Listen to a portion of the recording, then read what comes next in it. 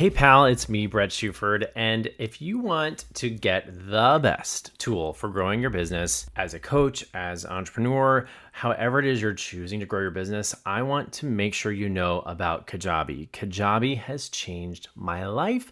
I'm able to manage my email list, which if you've studied with me, if you worked with me as your coach, you know your email list is probably the most important thing you can have. It hosts all of my website. It hosts all my lead pages. I'm telling you, all my courses are on Kajabi, and for one flat rate, you get all of that. Plus, what I love about Kajabi is they have amazing trainings, an amazing community of people that will help you grow. And if you use my link in the show notes below, you can try it out for free. Absolutely no cost for a month. And in that month, I'm telling you, in 30 days, there's a lot you could do with Kajabi and you could figure out if it's right for you. And if it's not right for you, you can just cancel it before that month. If you do decide you want to move forward, you will get charged and I will earn a commission. You will actually help support this podcast, help support me and my mission to help more LGBTQ plus creatives be more creative at zero cost to you. You will pay the exact same thing I pay for Kajabi, and yet you will help support this channel. So I want you to check out the show notes below, check out Kajabi if you're somebody who even has an inkling of growing a business, of hosting a website, of growing your email list, all the things that I think are so important no matter what field you're in when it comes to online marketing. I'll leave that link for you again down in the show notes below. And as always, I'm here to support you. So if you're ever working on that Kajabi site and you're confused or lost, I'm here for you. Just shoot me a DM. And now on to the show. Today we're going to talk about how I was able to grow a brand new Instagram account to literally in the last 2 months, I think, we on Broadway Husbands have gained 25,000 new followers. And I'm going to talk you through how this has happened. And in doing that, building this account, we have now created a 5-figure side business creating content. And it's one of the things I'm probably the most proud of right now. You know, when the pandemic hit and Steven and I were in New York City and I was working on Broadway and Wicked, I didn't know how we were going to make ends meet.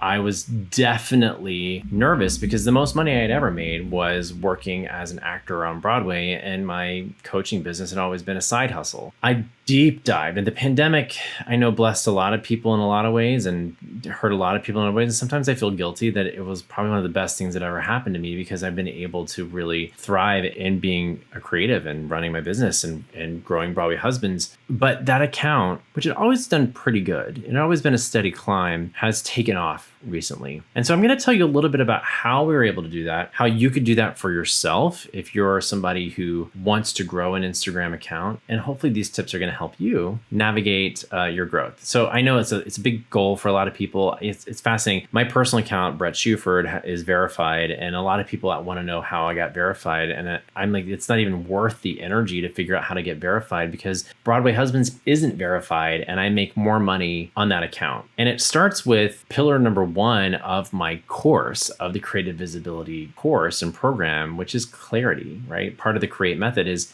really getting clear of who your audience is. Most people think your audience, when you hear audience, you're thinking of 1,500 people. And it starts by really getting specific about one person. Who's that one person that you're speaking to? And the question you need to ask yourself is, what problem do I solve for them? Now, a lot of times people initially think problem solving, that means I have to run some sort of business that is a product-based business or a service-based business, but you can also be a creative, a performer, and someone who creates entertainment and solve a problem. Most of the time, the problem is either some sort of emotional problem, right? You help people feel seen, related to, you help people laugh, you help people cry, you help motivate people into taking action. Those tend to be the kind of content creators that we follow, or taking action, even like shopping, right? We see those lifestyle influencers. What do you want to solve and who do you want to solve it for?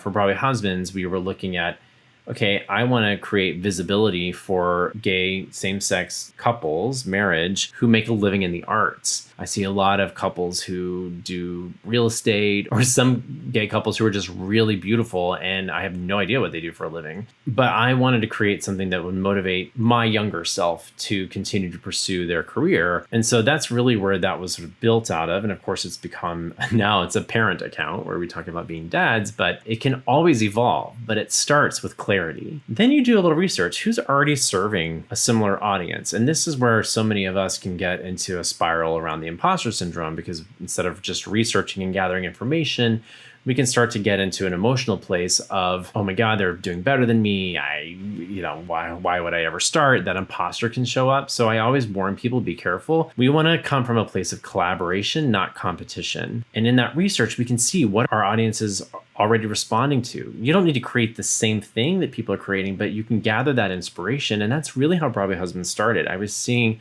what a lot of other gay couple accounts were doing, and I thought, well, we could create something similar, but with a different lens, right? With our lens, with the lens of being performers and artists in New York City and all of that. And so that has steadily progressed into us finding our own voice and finding our own authenticity and our own audience. Okay, so those are the two sort of foundational things that most people don't do, right? They just start creating. But if you don't do those foundations, then the next stuff you're going to burn out. You'll burn out and you'll never want to show up again, because if you don't know why you're showing up and who you're showing up for, you're going to burn out and you're going to never show up. And I've seen it happen time and time again. So the next part of building an Instagram account is building a consistent schedule for yourself. How much can you post? How often can you post? And can that content really speak to your audience? Let me just say this. You're not always going to nail it. You're not always going to make the most prolific content that your audience is going to love. You have to experiment. You have to try. And sometimes you have to fail. But for us, what really has kicked it into gear is when we started to create 2 reels a day. We would do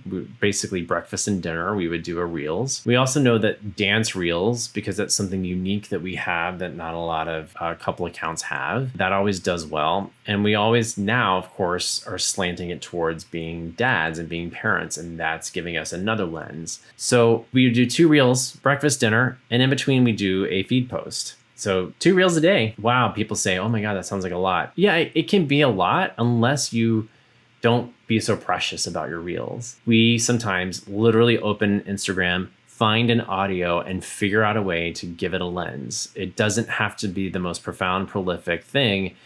You just have to do it. And sometimes I found the things that we did that took the least effort are the ones that go the most viral. So stop overthinking, commit to a posting schedule. And of course, everything I'm teaching here is about organic reach, right? I'm not going to tell you how to spend money and buy ads and get followers. That's not something I believe in, and that's not something we've done. I'm telling you how we've done this organically. And organic means it takes time. If you're impatient, put on your patience hat. If you sometimes aren't consistent, figure out a system where you can be consistent. Consistent for you. If 2 reels a day is too much, it's not possible for you, that's okay. But I will also say, if you feel like 2 reels a day is a lot, you clearly haven't made enough reels in your lifetime. Because making 2 reels a day is not as hard as you think, as long as you're not too precious about it. Okay, and then, so we do 2 reels a day, breakfast, dinner, and then we do an additional feed post, usually right in between. So usually an image, a carousel post, something like that.